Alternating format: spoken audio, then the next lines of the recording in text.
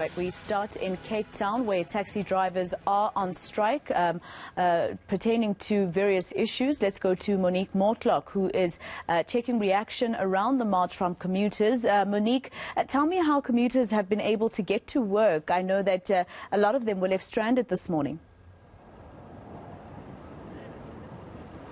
Yes, Masego, they've largely been relying on the Golden Arrow bus service, but even this has come under attack. Golden Arrow says that this morning 3 buses came under attack and at least 4 people were injured. We're just waiting for some more updated information from Golden Arrow as to how those people are doing and whether any more injuries were reported. As my colleague Zaid and I were driving down the N2 towards Khayelitsha side, we saw that there was a taxi standing on the side of the road and its windows were smashed in. And we've heard reports of other taxi drivers who have not been taking part in the strike also coming under attack.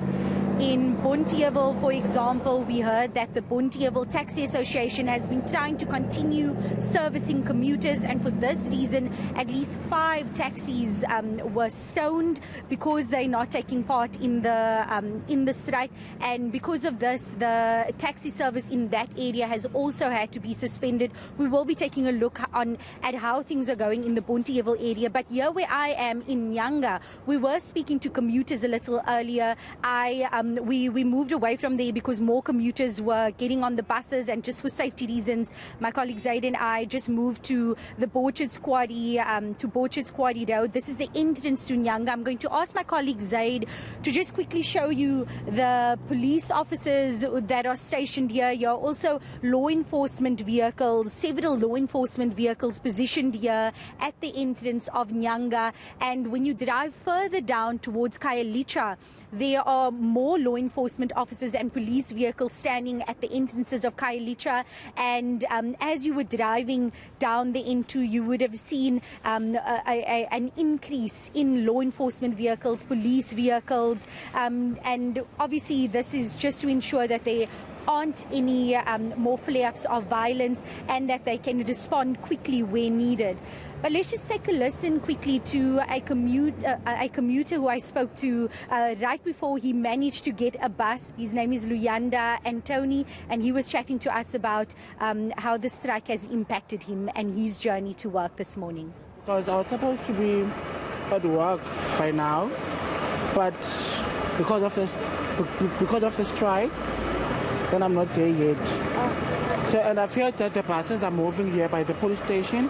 So I was taking a risk by coming here because the taxi strike, it's really bad. And how have you informed your bosses at all? Are they being understanding with your situation? Because they say the news and it has been panning on social media, so they know that I'll be late at work now. All right, Monique, let's leave it there for now. She is in Nyanga regarding that taxi strike that is affecting commuters in Cape Town this morning. Now, as you heard, taxi drivers are marching to the Premier's office to air their grievances. Among other things, they are unhappy about their taxis being impounded in recent months. Let's go to our reporter, Nobesuthu Hejana, who is actually with the protesters themselves. Nobesuthu, we heard of buses being set alight already. Tell me what else those taxi drivers are complaining about as they make their way to Premier Windy's office.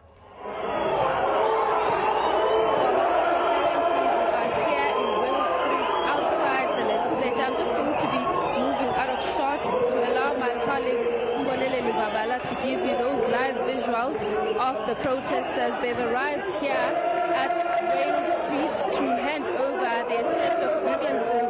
Some of the issues that they've mentioned is that they are complaining to the city of Cape Town's officials and traffic that whenever their vehicles are impounded, they're expected to pay expensive fee to ensure that their vehicles are released. They were also complaining about the issue of permits. There are areas where Metro Rail used to operate, but because of the lack of services of Metro Rail, taxi organizations are now operating in those routes, but they have not been given the rights or the permits to operate in those areas. So those are some of the issues that they are also raising with the Premier and the issue of fines. They've been complaining, especially to the Minister of Transport when he visited the area. I think it was last month when he was encouraging them to apply for the COVID relief fund.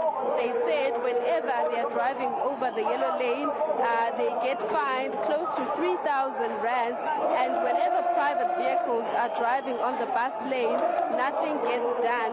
But we know that the highway or the N2 has now been reopened, as well as the R300. Some of the streets that have been closed in Cape Town CBD include the Nelson Mandela Boulevard ramp to Strand Street, as well as the Hanover Street, where these taxi owners and operators started or convened their protest. We also know that the Chapel Street and Darling Street, Tennant Street, as well as the Seloris Road and Caledon Street have been impacted by this particular march. Also, when we were walking with them along the way, we saw a number of stores, tops, as well as pharmacies that they had to close their doors. But these operators have not been smashing any windows in town, but we only know of those few incidents when we were driving with them along the N2 earlier this morning, when we saw the My City bus as well as a Blue Dot taxi that their windows were smashed.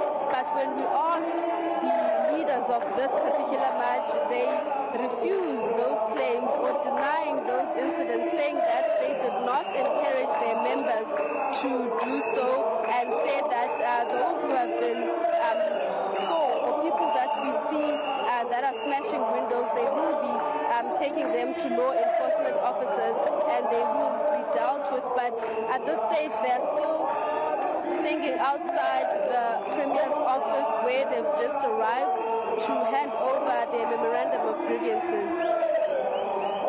All right, Nobesuthu, do you have a chance at all to speak to any of those taxi drivers so that we hear from them themselves what today is about, what they're expecting after today? Will people have transport to go back home from work later today? So, Masako, I asked Kata and Kodeta, their representative. They did say that after this, they're expected to resume their operations, and they will be assisting people who have made their way to town or commuters who had already made other alternatives to get to work. They will be transporting them, and saying that they are also not interfering with any transportations, especially the school bus. But we know that Golden Arrow this morning, it did confirm that 3 of their buses in Nyanga and also in Krafontein and Blukombos were set alight, but the representatives or the leaders of this particular protest or march, they have denied any involvement in those incidents. All right, Nobesuthu, this entire time, actually, your voice has been drowning. We haven't been able to get much information from what you're trying to say. But now that it's a bit more quiet, I wonder if maybe you could put your mic closer to the person who's speaking. Maybe they're about to read their memorandum. Just let us know if that's the case at the moment. So at this stage, as they've just arrived here at Wales Street, they are waiting for a representative from the Premier's office or the Premier to actually come out and accept these grievances. They will read their memorandum as soon as the Premier is out, but we know that some of the key points in those grievances include the impounding of their vehicles and them complaining about the expensive fee that they have to pay whenever they want to release their cars when they're impounded, and also the permits that seems to be the issue for quite some time now for these operators, and saying that due to the fact that metro rail services are not operating in areas like Langa and some parts of Khayelitsha due to the vandalism, they've now been operating in those areas, but they have not yet been given permits. So whenever they are there, they get fined for operating in those areas. All right, Nobesuthu, Hejana, let's leave it there for now. We'll return to Nobesuthu as soon as we find out that those taxi drivers who are on strike at the moment are handing over their memorandum to the office of the Premier in the Western Cape.